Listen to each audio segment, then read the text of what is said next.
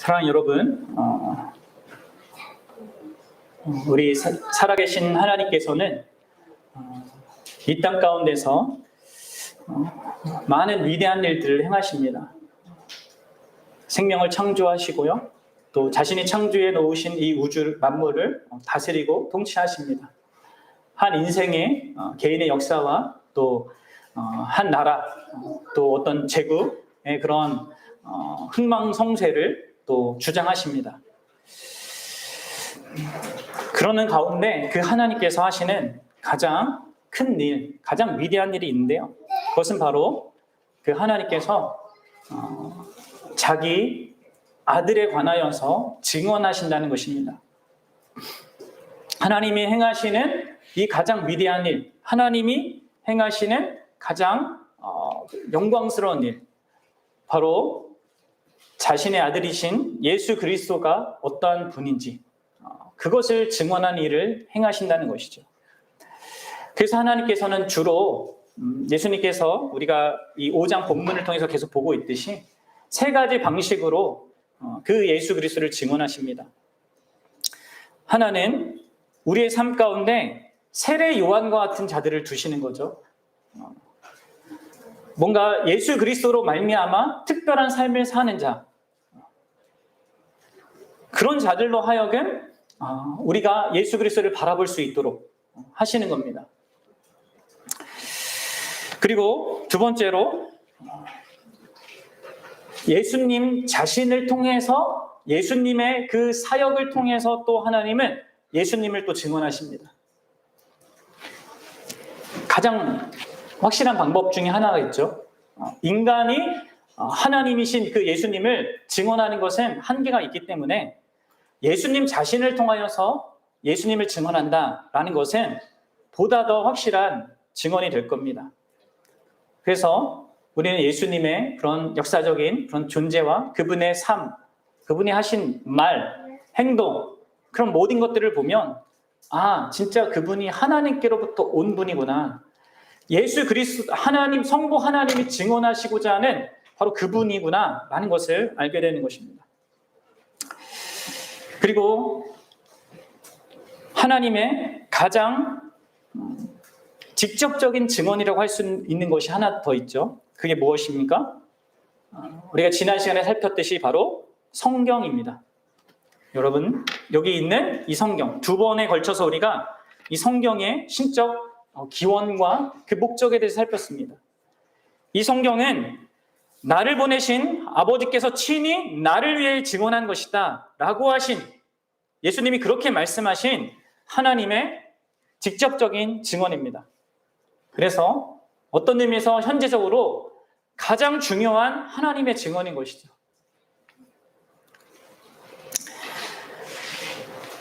이제 우리가 예수님의 삶과 가르침, 그리고 그분의 모든 행위를 확인할 수 있는 그 길은요, 성경밖에 없죠. 또 세례 요한과 같은 자들, 그들의 삶의 증언과 말의 증언이 정말 하나님께로부터 온 것인가를 확인하는 길도 이 성경밖에 없습니다. 그래서 이 성경을 통하여서 우리가 하나님의 증언을 듣는 것이 그토록 중요한 것입니다. 여러분들은 어떻습니까? 이 성경을 통해서 하나님의 증언을 듣고 있습니까? 하나님께서 이 성경을 통하여서 자기 아들에 관하여서 증언하시는 그 이유는 뭡니까? 요한복음 3장 16절 우리가 잘 아는 말씀에 나온 것처럼 저를 믿는 자마다 멸망하지 않고 영생을 얻게 하려 함이라 라는 그 하나님의 뜻이 성취되는 겁니다. 사랑하는 여러분, 여러분들에게는 이 하나님의 뜻이 성취된 그 사실이 있습니까? 정말 예수 그리스도께서 하나님의 아들이심을 보고 그분이 우리를 위해서 행하신 그 모든 일들을 믿게 되고 또 믿어서 그분과 관계를 맺는 일이 여러분들에게 있냐는 것입니다. 여러분, 생각을 좀 해보셔야 합니다.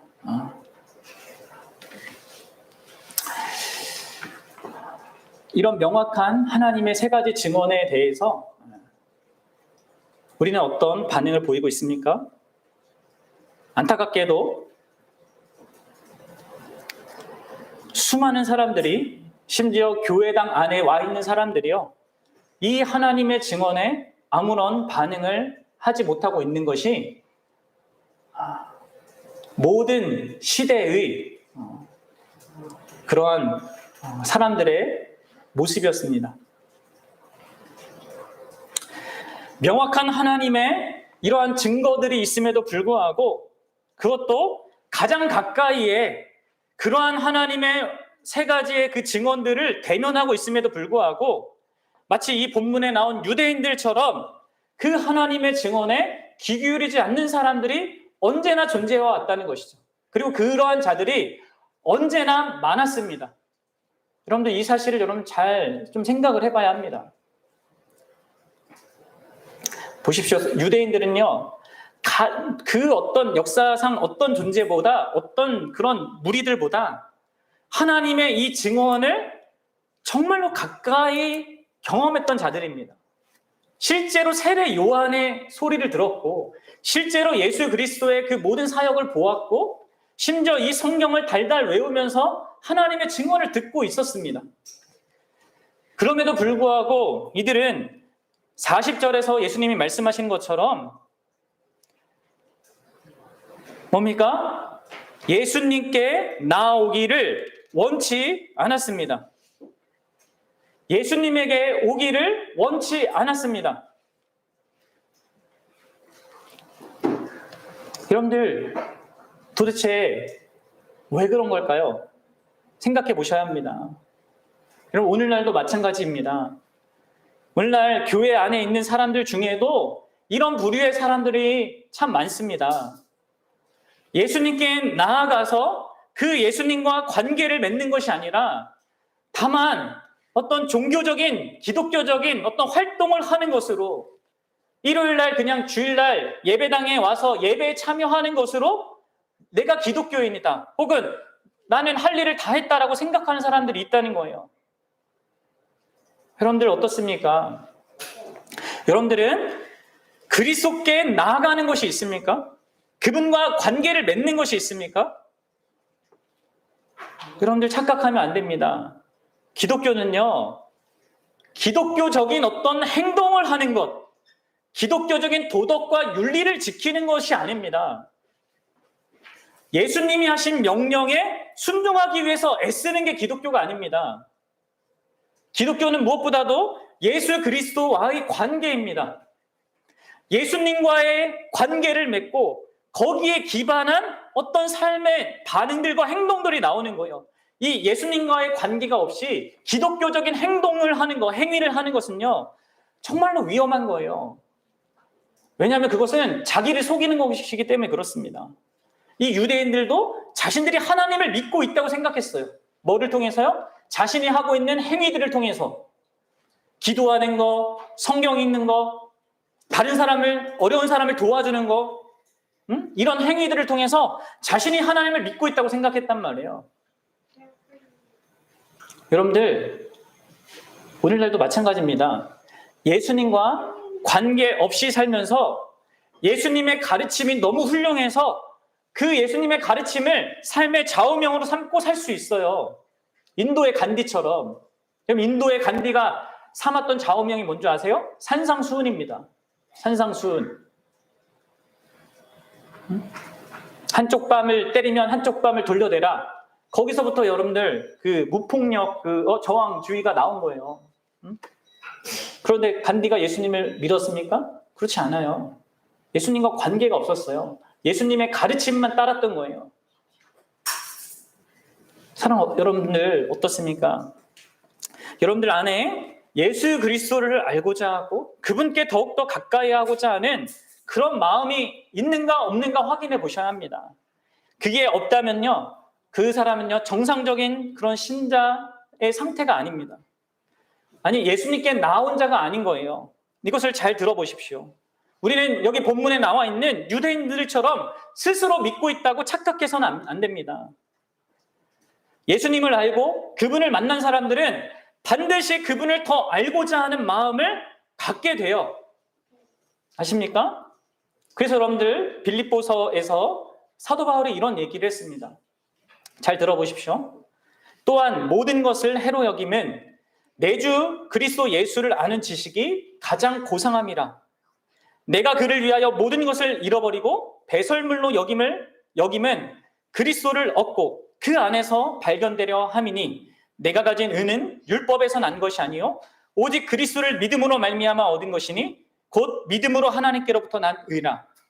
내가 그리스도와 그 부활의 권능과 그 고난에 참여함을 알고자 하여 그의 죽으심을 본받아. 여러분들 지금 바울이 뭐라고 얘기하고 있습니까? 내가 그리스도를 더 알고 싶다. 그리스도의 부활과 그 고난을 더 알고 싶다. 이렇게 지금 바울이 고백하고 있습니다. 여러분들에게 바울의 이 마음이 있습니까? 바울 사도라서 특별하게 갖는 이 마음이 아니라 모든 신자가 갖는 마음입니다. 물론 그 크기와 열심과 어떤 추구함에 있어서 어느 정도의 차이는 있을 수 있다 하더라도 참으로 예수 그리스도께 나온 자는요, 그리스도를 알고자 하는 이 마음, 바울이 가진 이 마음을 갖게 돼요. 그래서 여러분들 이 바울이 이런 이야기를 하고 17절에서 형제들아 너희는 나를 본받으라 이렇게 얘기합니다. 자기만 그렇다는 것이 아니라 너희들에게도 그런 분명한 마음이 있는 걸 알고 있기 때문에 너희도 더 나처럼 그렇게 더 추구해라 하는 것입니다. 여러분들 생각해 보십시오. 바울은 이미 예수 그리스도를 알았어요. 예수 그리스도의 관계 속에서 그의 인생을 살아왔습니다. 그러다가 지금 빌립보 거기 그 서를 쓰고 있는 그 상황, 감옥에 갇혀 있는 상황에 처해 있습니다. 그럼에도 불구하고 여러분들 그가 간절히 원하는 게 무엇입니까? 그 감옥에서 빠져나가는 것이 아니라 그리스도를 더 아는 것이었어요. 그리스도의 부활의 권능과 그 고난에 참여하는 것의 의미가 무엇인지를 더 알고자 했다는 것이에요. 여러분 잘 생각해, 여러분들이 진짜 예수님을 만났다면 이 바울처럼 어떤 상황 속에서도 다른 무엇보다 가장 큰 여러분들의 소원은 예수 그리스도를 더 아는 데 있을 것입니다. 왜 그렇습니까, 여러분들? 바로 예수 그리스도를 믿게 하신 성령께서 우리 안에서 계속 하시는 일이 그렇기 때문에 그렇습니다. 예수님이 요한복음 15장 26절에서 이렇게 얘기하셨어요. 내가 아버지께로부터 너희에게 보낼 보혜사 곧 아버지께로부터 나오시는 진리의 성령이 오실 때에 그가 나를 증언하실 것이요. 그런데 우리 안에, 우리의 심령 안에 예수 그리스도를 더 알고 싶은 그 거룩한 소욕을 일으키시는 분이 성령 하나님이에요. 우리의 신앙과 삶의 초점과 그 기준을 예수 그리스도께 맞추게 하시려고 하시는 분이 성령 하나님이란 말이에요. 그냥 우리가 내가 잘나서 나의 힘으로 된다는 그런 의미가 아닙니다. 성령이 계신 존재는 그렇게 된다는 것이죠. 그래서 여러분들 예수님을 믿는다고 하면서 예수 그리스도를 더 알고자 하는 그 마음이 없고 그래서 그 속에서 예수님을 따르고 예수님을 닮고자 하는 것이 없다면 여러분들 두 가지밖에 없습니다. 그건 뭡니까? 여러분들이 참된 신자라면 그 사람은 신자인데도 불구하고 내가 그런 상태다라면 그 사람은 심각한 그런 죄 가운데 있는 상태인 거예요. 죄 가운데 있어서 성령이 근심하는 그런 상태에 처한 사람이 아니거나 아니면 진짜 내 안에 그러한 내가 예수님을 믿고 난 다음에 그러한 마음이 전혀 없다. 그런 사람들은 그 사람은 예수를 믿는 게 아닙니다. 거룩한 욕망이 전혀 없다. 감각할 수가 없다. 그 사람은 믿는 게 아닙니다.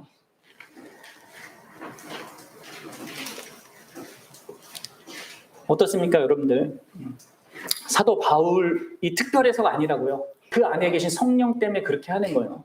이 기독교 역사 내내 모든 하나님을 믿는 사람들이 그 하나님에 대해서 예수 그리스도에 대해서 소망을 가졌던 것은요. 그 사람들이 특별해서가 아닙니다.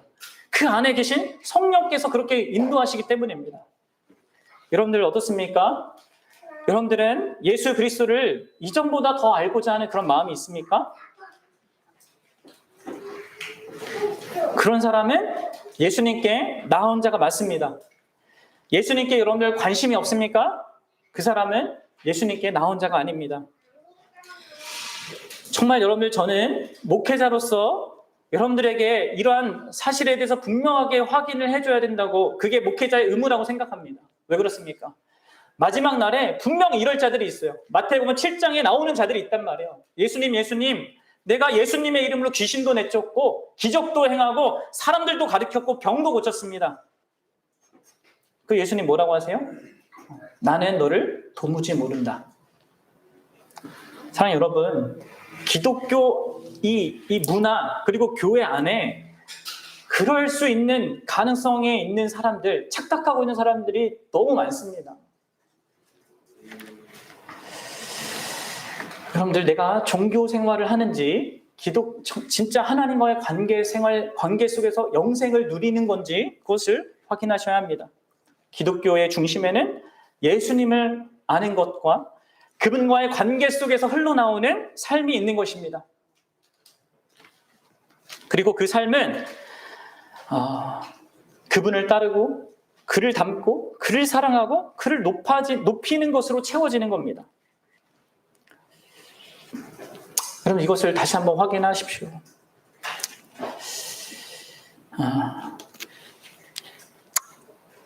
여러분들, 오늘 본문에서 우리는 그렇게 예수 그리스도께 가까이 있음에도 불구하고 그 예수님께 나아가지 않는 자들, 실제로 그들은 영생을 얻고자 노력했지만 오히려 영생과 정반대의 방향으로 가고 있는 그러한 자들의 심각성을 드러내고 있습니다.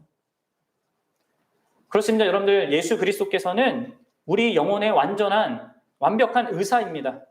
그래서 왜 우리가 그런 상태를 갖고 있는지를 명확하게 아십니다. 그리고 그것을 오늘 본문을 통해서 우리에게 설명해 주는 거예요. 그래서 오늘 읽었던 41절부터 44절까지가 도대체 우리가 왜 예수님께 나아가지 않느냐, 이것을 얘기해 줍니다. 그리고 45절부터 47절, 다음 시간에 살필 그 본문은 그렇게 우리가 예수님께 나아가지 않음으로 말미암아 갖게 될 그 결론이 무엇인지 우리에게 보여주는 겁니다. 자, 여러분들 잘 보십시오. 정말 이 예수님이 우리에 대해서 진단하시는 이것이 정말 우리를 설명하는 것이 맞는지 아닌지 이런 것들을 잘 한번 생각해 보십시오. 이 진단은 자기의 여러분들의 상태를 보여줄 겁니다. 그래서 여러분들, 내가 만약 이 예수님의 진단에 합한 그런 증상을 갖고 있다면 여러분들 예수님께 은혜를 구하셔야 합니다. 그리고 만약에 내가 이러한 진단에 속한 자가 아니라 그런 것이 나에게 여전히 있긴 하지만 그것을 넘어서서 예수님께 나온 자들이라면 여러분들이 정말 얼마나 놀라운 특별한 은혜를 받은 자들인가를 또 확인하셨으면 좋겠습니다. 만약에 이 자리에 정말 예수님께 나오지 않은 자들이 있다면 왜 내가 나오지 않으려고 하는가를 확인하셔야 되고요. 나온 자들이 있다면 그 나오게 된 것이 얼마나 놀라운 기적인가를 여러분 확인하셔야 합니다. 그래서 여러분, 예수님의 말씀, 또 이 성경은요, 하나님이 자기 자신을 계시하는 말씀일 뿐만 아니라 우리가 누구인지를 또한 선명하게 보여주는 또 말씀이기도 해요. 그래서 여러분들, 우리는 하나님을 알기 위해서도 성경을 많이 읽어야 되지만 자기 자신을 객관적으로 명확하게 보기 위해서도 성경을 읽어야 하는 것입니다. 자, 그러면 여러분 생각해 보십시오. 왜 우리는 예수님께 나아가고자 하지 않을까요? 왜 우리는 예수님과 관계 맺는 것을 싫어할까요?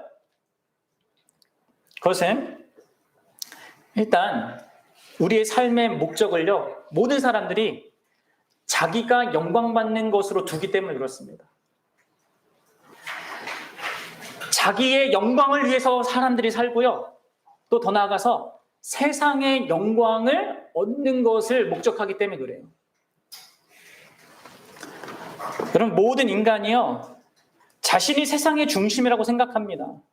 그리고 그런 모든 인간은 세상의 중심인 자신을 높여주는 것을 가장 기뻐합니다. 그래서 예수님이 얘기하신 것처럼 너희가 서로 영광을 취하려고 한다, 이렇게 얘기하는 거예요. 자신을 알아주는 자들에 대해서 호의를 갖고 자신에게 뭔가 혜택을 주는 자들에게 자신도 마음을 준다는 것이죠. 그래서 여러분 44절 보세요. 너희가 서로 영광을 취한다. 이렇게 얘기하시죠. 우리는 이렇게 살아가는 겁니다. 모든 사람들이. 그리고 43절 하반절에 보면 이렇게 얘기합니다. 만일 다른 사람들이 자기 이름으로 오면 너희는 영접할 것이다. 실제 여러분 사람들이 어떤 상태에 있는 줄 아십니까? 아버지의 이름으로 온 예수님은 거부하고 오히려 사람들이 자기의 이름으로 오면은 기꺼이 영접하는 겁니다. 이게 무슨 얘기일까요? 이 예수님의 말씀의 의미는요, 거짓 메시아가 나타나서 이 사람들의 어떤 그것을, 그 마음과 어떤 그들의 행동과 그들이 하는 것을 높여주고 인정해주면 그것에서 사람들이 마음이 뺏긴다는 거예요. 그래서 거짓 메시아를 따라간다는 것입니다. 그렇습니다, 여러분들. 거짓 메시아는요, 스스로 큰 명성을 얻기 위한 욕망으로 가득 차 있습니다. 그래서 자신과 유사한 욕망을 가진 자들의 상태와 심리를 잘 압니다. 그래서 여러분 사람들을 조종하는 거예요. 그걸 잘하는 사람들이 누굽니까? 이단 교주들이에요. 그리고 또 수많은 정치인들이 그렇습니다. 여러분들 특별히 오늘날 이단 종교 지도자들이 하는 것이 뭡니까? 그들이 하는 것은요, 인간의 욕망, 자기 영광을 구하고자 하는 것, 그것을 부추기는 겁니다. 인간의 행위로 구원받고자 하는 그런 욕망을 활용하는 것입니다. 그래서 여러분들 거짓 메시아들은 사람들의 열심을 칭찬합니다. 그리고 그 열심을 근거로 구원을 약속합니다. 그래서 여러분들 신천지도 구원받는 14만 4천 명에 들어가기 위해서 서로 양육강식의 그런 경쟁을 하는 구도예요. 왜 그들이 그토록 열심을 내는 겁니까? 14만 4천 명이 들어가야 되거든요. 그리고 여러분들 최근에 다시 불거진 그 JMS 있잖아요. 여성들을 자신의 성적 욕망을 채우고자 하는 그런 이용하려고 하는 그 교주가 이렇게 하는 방식도 똑같아요. 뉴스에서 나온 거기에 빠져나온 사람 파일을 공개한 사람이 뭐라고 얘기합니까? 내가 이 교주가 나를 이렇게 하는 것을 내가 거부하면 내가 구원을 뺏기는 게 아닌가, 이렇게 겁을 주는 겁니다. 그러니까 구원받고자 하는 그 욕망을 이용하는 거죠. 자기의 행위를 통해서 구원받고자 하는 욕망. 이게 교주들, 이런 사람들은 그게 너무 강력해서 그 사람들의 그것을 아는 거예요. 그 마음을. 그러니까 어떤 의미에서 다 서로 영광을 취하는 거예요. 서로. 물론 교주들은 더 나쁜 존재들이지만 그 아래에 있는 사람들도요, 동일합니다. 자기가 영광을 얻고자 하는 거예요. 사람들은 자신들이 한 일을 위대하게 생각하고요, 또 자신들이 어떤 위대한 일도 이룰 수 있다라고 은근히 생각합니다. 자신들의 능력을 신뢰하고 지혜를 신뢰합니다. 그리고 오늘날의 문화가 이런 사상의 절정을 보여주고 있어요. 디즈니에서 나온 영화들 대부분이 그렇습니다. 네 마음의 소리를 따라서 네가 원하는 그것을 이뤄라. 그럼 위대해질 거고 잘 살 거고 행복해질 거다. 그런데 여러분들, 성경은, 복음은 우리가 좋아하고 신뢰하고 사랑하고 자랑하는 것을요, 정죄합니다. 그렇게 하는 것을 어둠을 사랑하는 것이라고 말합니다. 여러분 어떻습니까? 여러분들은 자기 영광을 위해 사는 자들입니까? 그래서 여러분들을 알아주는 사람에게서 영광받기를 좋아합니까? 자기가 중심이고 자기를 높여주는 것, 그런 자들이 예수님께 나아갈 수가 없는 거예요. 왜냐하면 예수님은 죄인을 구하러 오셨거든요. 자기가 아무것도 아니다라는 것을 아는 사람. 여러분들, 그런데 더 근본적인 문제가 있습니다. 그리고 바로 이 문제 때문에 사람이 자기 영광을 위해 삽니다. 그게 뭡니까? 42절입니다. 42절 읽어보겠습니다. 시작. 다만 하나님을 사랑하는 것이 너희 속에 없음을 알았노라. 아멘. 그렇습니다. 결국 이것 때문에 사람이 자기 영광을 위해 사는 거예요. 자기 영광을 구하는 자들의 마음에는 하나님을 사랑하는 게 없습니다. 여기 하나님을 사랑하는 것을 직역하면 하나님의 사랑입니다. 그렇습니다. 모든 인생들 안에는 하나님의 사랑이 없습니다. 이 하나님의 사랑은 하나님으로부터 온 사랑이고 하나님을 향한 사랑, 모든 걸 가리키는 말이에요. 한글 번역에는 하나님을 사랑하는 것이라고 번역했지만 하나님께로부터 온 사랑이고 하나님을 사랑하는 사람, 이거 다 포함되는 내용입니다. 그러니까 여러분들, 인간의 인류의 결정적인 문제는요, 우리 안에, 인간 안에 하나님을 사랑하는 그 마음이 존재하지 않는다는 거예요. 그래서 예수님께 안 나간다는 것입니다. 그러면 여러분들, 하나님을 사랑하지 않는 우리 마음에는 무엇이 존재할까요? 오직 자기 사랑만이 존재하는 거예요. 이것이 우리의 가장 결정적인 문제예요. 그리고 이게 죄입니다. 죄의 핵심이에요. 하나님의 사랑이 없는 우리 마음에는 자기 사랑밖에 없습니다. 그래서 자기 영광을 구하고 자기 만족을 우리의 삶의 목적을 두고 사는 것입니다. 여러분, 오해하지 마십시오. 자기 자신을 사랑하는 것 자체가 문제가 아니라 우리가 죄로 말미암아 우리의 자기 사랑이 크게 왜곡되어 있다는 거예요. 사랑하는 여러분, 여러분들이 진짜 자기 자신을 사랑한다면 여러분들은 무엇을 구해야 하는 게 마땅합니까? 최고의 영광을 정말 구해야 합니다. 여러분을 사랑한다면 여러분들을 위하여서 최고의 영광을 구해야 되겠죠. 그것은 무엇이겠습니까? 바로 최고의 존재이신 하나님께로부터 오는 영광을 구하는 게 마땅합니다. 그런데 여러분들, 우리 안에 있는 이 왜곡된 자기 사랑은 심각하게 비틀려져 있어요. 그래서 최고의 영광이 아니라 동일하게 왜곡된 사랑으로 똘똘 뭉친 그런 세상 사람들의 영광, 어떤 잠시 있다가 사라질 세상의 영광을 구하는 겁니다. 이는 마치 우리 어린아이들이 자기에게 가장 해가 될 것인데도 불구하고 부모에게 그걸 달라고 막 악착같이 떼를 쓰는 것과 같습니다. 모든 인생들이 그렇게 살고 있는 거예요. 그래서 우리가 세상의 영광이나 아니면 다른 사람의 영광을 구하며 사는 겁니다. 모든 인간들이. 그런 것들이 나를 만족하게 해주고 행복하게 해주고 안전하게 해줄 거라고 생각을 하는 거예요. 착각을 하는 거예요. 그리고 자기 자신에 대해서도 착각하는 거예요. 자신이 지혜롭고 최고로 능력 있다고 생각합니다. 물론 여러분들, 우리는 인생의 어느 시점에서 다른 누군가와 달리 다른 누군가보다 훨씬 뛰어난 어떤 능력과 지혜와 그런 것들을 발휘할 수 있어요. 그런데 여러분들, 그것이 영원합니까? 견고합니까? 네, 여러분들, 그런 자들도요, 삼성 기업 이렇게 세운 사람도 어떻게 돼요? 나중에 병 걸려 아무것도 못하는 상태를 가져요. 그런데 우리 누구도 이 세상의 악과 고통에서 자유롭지 못하고요, 죄에서 자유롭지 못합니다. 단 하나 그 죄도 우리의 힘으로 해결할 수 없어요. 연약한 존재입니다. 이런 우리 자신을 봐야 되는데 그렇게 못 봐요.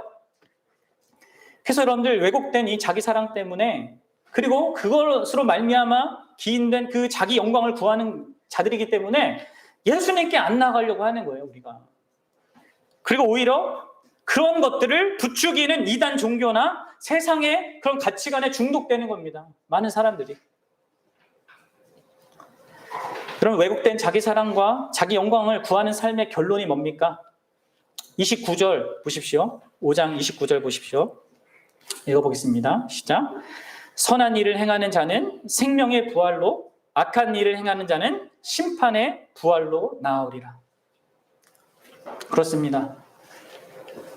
악한 일을 행하는 것입니다. 그게 자기 자신에게도 악한 일을 행하는 것이고요, 하나님께도 악한 일을 행하는 것입니다. 심판의 부활로 나아가는 것이죠. 그럼 여러분들, 결론적으로 여러분들에게 한번 정말 질문을 던져보겠습니다. 무엇으로 이 왜곡된 자기 사랑과 그로 말미암는 헛된 자기 영광을 구하는 삶에서 벗어날 수 있을까요? 어떻게 우리는 이 왜곡된 자기 사랑으로부터 벗어나고 그로 말미암아 헛된 영광을 구하는 삶으로부터 벗어날 수 있겠습니까? 어떻게 해야 됩니까? 네.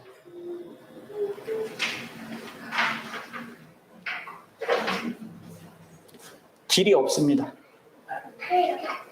우리는 그렇게 할 수가 없습니다. 자, 여러분 보십시오. 정말 최고의 조건을 가지고 있던 자들이 바로 유대인들이었어요. 그런데 그들조차 하나님을 사랑하지 않았습니다. 그리고 자기 영광을 구했습니다. 자기를 알아주는 사람을 가까이 하고 자기를 무시하고자 했던 자기의 모든 것들을 다 부인했던 예수님을 죽이려고자 했어요. 여러분들 유대인들이 이렇게 됐는데 어느 누가 자기의 힘으로 여러분들 이런 상태에서 벗어날 수 있겠습니까? 여러분들 우리 한국인들 가운데 가끔 이렇게 묻는 사람이 있어요. 왜 복음이 이 우리나라에 늦게 들어와서 이렇게 2000년이나 지나서 이렇게 들어왔냐? 만약에 우리 그래가지고 세종대왕이나 이순신 장군은 어떻게 됐냐? 어떻게 된 거냐? 여러분들 지금 성경이 말하고 구약의 역사가 말하는 게 뭡니까?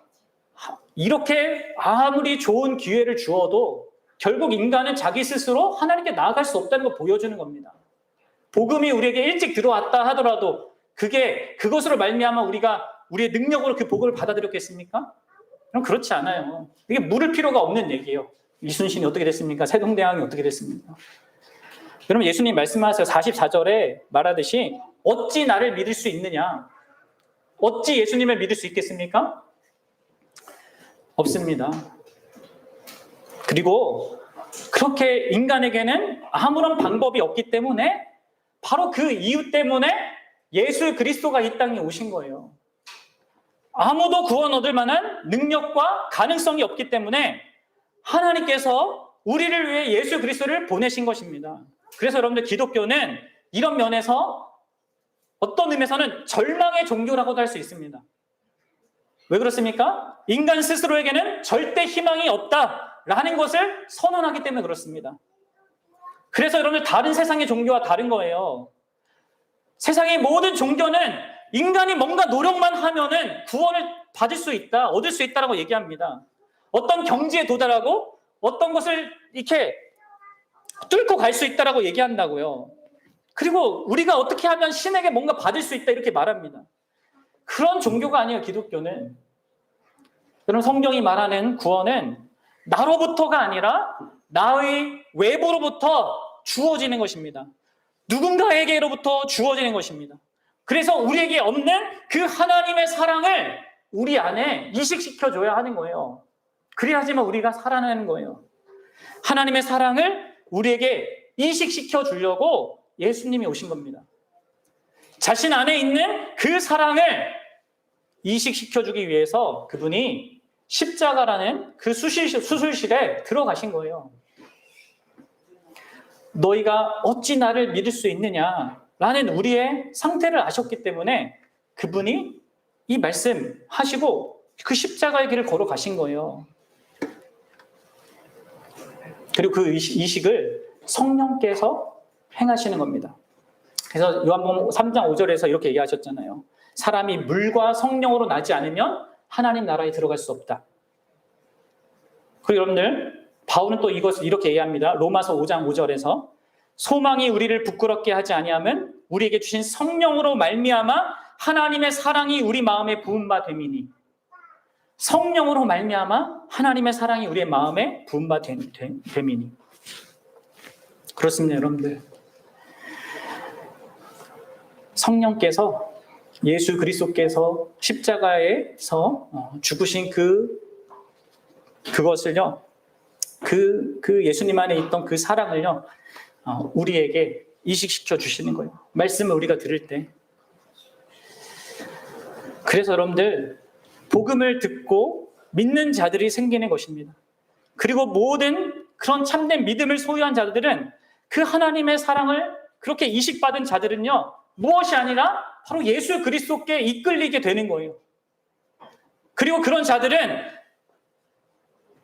자들만이 예수님을 통하여서 참된 영광이 무엇인지, 참되게 자기를 사랑하는 것이 무엇인지를 점점점 더 알아가는 그 인생을 살아가게 되는 겁니다. 사랑하는 여러분, 여러분들이 그런 자들입니까? 진짜 참된 영광이 무엇인 줄 아십니까? 하나님께로부터 온 그 영광. 그것이 예수 그리스도임을 여러분 아십니까? 가장 우리를 복되게 하고 영광스럽게 하고 행복하게 할 그 대상이 다른 무엇이 아니라 예수님 자신임을 압니까? 예수님을 사랑하는 것이 진짜 우리를 사랑하는 것임을 압니까? 그게 여러분 하나님의 사랑을 이식 빠진 자들에게 있는 그런 모습인 거예요. 사랑하는 여러분, 여러분들에게 이게 있으면요, 여러분들은 최고의 그런 기적을 경험한 자들인 겁니다. 세상에 부러울 것이 없는 자들이에요. 하나님, 그분 자신을 받은 자들이니까. 여러분, 기독교는요, 다른 종교와 정말 다릅니다. 세상의 종교처럼 신의 무엇을 받는 종교가 아니에요. 기독교는 신을 받는 종교입니다. 신과의 관계 속에서 사는 종교예요. 여러분들이 만약에 여러분들 안에 이러한 하나님의 사랑이 이식된 그런 증거들이 없다라고 생각한다면요, 정말 진지하게 한번 생각해 보십시오. 예수님의 이 진단이 정말 나를 비추어 말하는 것인지를 생각해 보십시오. 그 진짜 내가 추구하는 그것이 정말 나한테 행복한 것인지를 진짜 생각해 보십시오. 그리고 그게 아니다라고 판단이 된다면 정말 나에게 하나님의 사랑을 달라고, 최고의 영광을 달라고 그렇게 구하십시오. 그리하여서 진짜 여러분들 참된 영광을 위해 살고요, 진짜 여러분들 자신을 사랑하는 그 삶을 살아갈 수 있기를 바랍니다. 예수님이 그 길을 가셨고요, 예수님이 참된 영광을 아는 자로서 참으로 자신을 사랑해서 그 길을 가셨고요, 우리도 그 길을 가도록 하십니다. 이끄십니다. 저 여러분들이 이런 사실을 알고 그렇게 이 사실에 이런 예수님의 뜻하심에 믿음으로 반응할 수 있는 여러분들 되시기를 바랍니다. 우리 함께